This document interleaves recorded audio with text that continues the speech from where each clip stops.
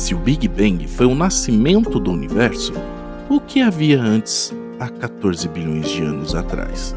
O que criou a concentração em um ponto infinitamente pequeno e denso a tudo o que conhecemos atualmente?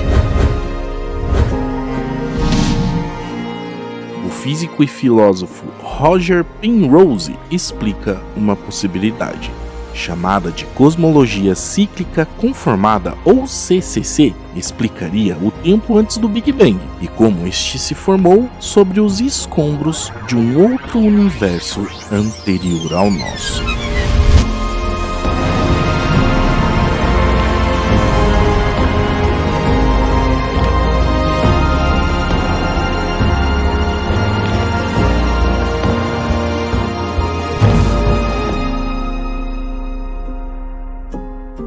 Entender a escala do universo é uma tarefa complicada para os nossos cérebros, ainda mais quando temos que pensar que seu começo pequeno e quente é fisicamente idêntico ao seu futuro enorme e frio, e como esse futuro remoto se tornará outro Big Bang. Universo quase estável. Na ideia de que um universo surgiu da morte do outro, existe um período transitório entre essas mortes e renascimentos, que é chamado de éon. Os éons recuam cada vez mais e mais no tempo, sem precisar exatamente de um começo. Fato este que inclusive relacionou a teoria do estado estacionário de 1948.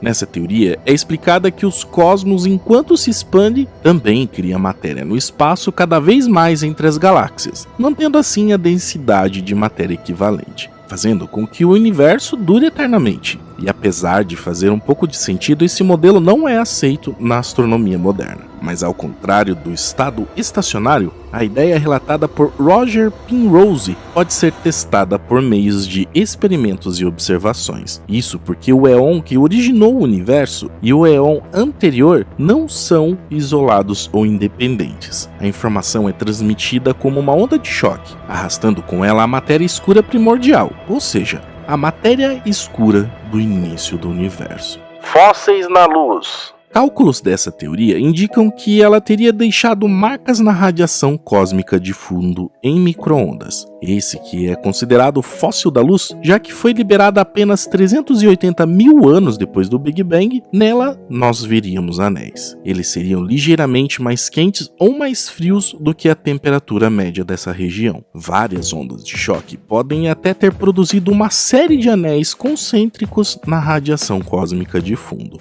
Neste mapa da radiação cósmica de fundo de micro-ondas, as cores representam as pequenas flutuações de temperatura do brilho remanescente do universo em sua infância, e as regiões vermelhas são as mais quentes e as azuis as mais frias. E pasmem, essas estruturas indicadas são reais. Isso segundo o físico Vahre Gurzadyan, do Instituto de Física de Yerevan e colaborador de Penrose na CCC. Apesar de ninguém ter acreditado neles, os cálculos são confiáveis e corretos, e pesquisadores poloneses e canadenses confirmaram a presença dos anéis em um nível de certeza de 99,7%, o que é uma certeza muito grande. Dados fantasmas. A transição de éons criara o que chamamos de erebons, uma forma inicial da matéria escura. Um erebon levaria 100 bilhões de anos para decair, despejando sua energia no universo na forma de ondas gravitacionais. Captadas pela primeira vez em 2015, essas distorções na estrutura do espaço-tempo teriam sua origem devido à colisão, fusão de buracos negros e choque entre estrelas de nêutrons. Mas em 2017, pesquisadores do Instituto Niels Bohr publicaram um estudo em que sugeriram ser as ondas gravitacionais apenas dados fantasmas, e o que os cientistas podem ter captado é a decomposição do erebon, e que futuros detectores de ondas gravitacionais mais sensíveis poderiam confirmar essa teoria. Mas para entendermos perfeitamente o funcionamento de tudo isso, precisamos entender o mecanismo que regula o nosso universo. E temos que concordar que para entender o mecanismo, temos que conhecer todas as peças, não é mesmo?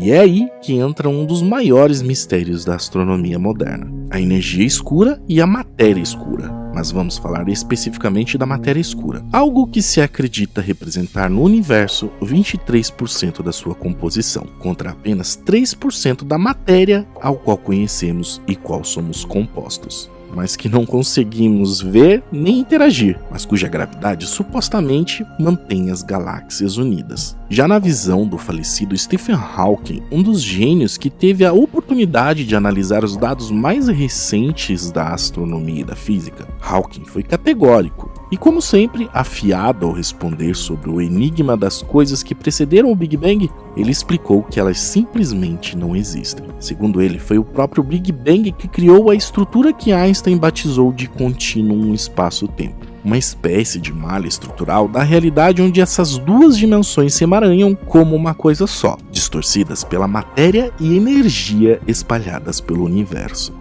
Segundo ele, tempo e espaço como os conhecemos não existiam antes do Big Bang. Portanto, toda e qualquer coisa que possa ter acontecido há mais de 13,8 bilhões de anos é completamente inacessível. Eventos que antecedem o Big Bang não deixaram qualquer evidência observável, logo podem perfeitamente ser deixados de fora da teoria. E essas discussões começaram a fazer os cosmólogos repensarem a concepção clássica do Big Bang como um ponto de partida. Hawking é do time que encara o espaço-tempo como sendo euclidiano, ou seja, com duas dimensões extras que formam uma estrutura fechada e sem fim.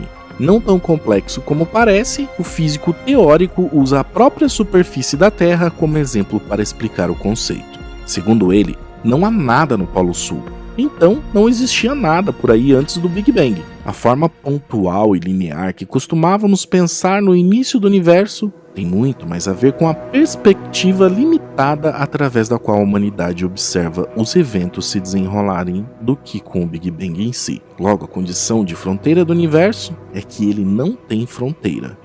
Mas uma teoria vem chamando a atenção, já que explicaria o desequilíbrio entre a matéria e a antimatéria no universo. E talvez os massivos buracos negros que existam no centro da Via Láctea e outras galáxias sejam portais para outros universos. Um universo dentro de cada buraco negro. Um cientista na Universidade de Indiana, nos Estados Unidos, levou a sério a questão. Tão a sério que publicou um artigo para explicar melhor o que o pesquisador polonês quis dizer. Nela é explicada que tudo que existe, desde átomos, planetas, galáxias, matéria negra, inclusive o próprio tempo, nasceu de um buraco negro. E esse buraco negro estaria dentro de outro universo, e assim por diante.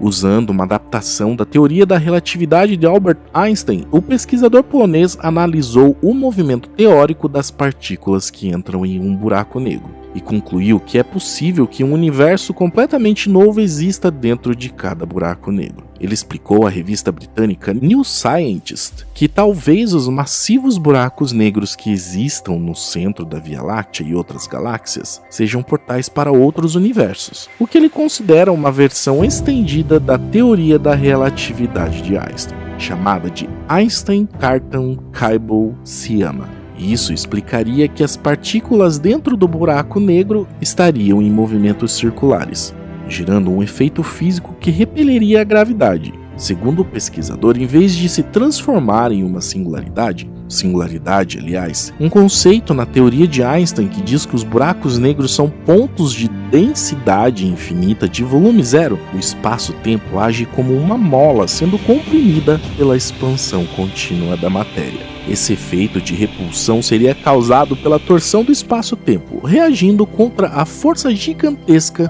da gravidade no buraco negro. E é por isso que o universo que conseguimos enxergar hoje estaria em constante expansão.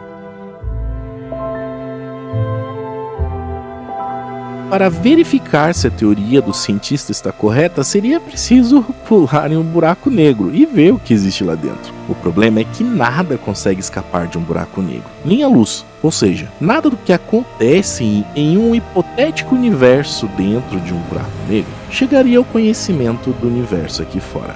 Mas para o pesquisador, se estivermos vivendo em um buraco negro que gira, esse movimento poderia ser passado ao espaço-tempo dentro dele. Do mesmo modo que, se girarmos constantemente para um dos lados de uma vasilha que contém água, o próprio líquido adquire movimento para o lado girado. Segundo o especialista, isso significa que teríamos um fenômeno mensurável que poderia explicar muitas inconsistências nas teorias atuais, como o desequilíbrio entre a matéria e a antimatéria no universo.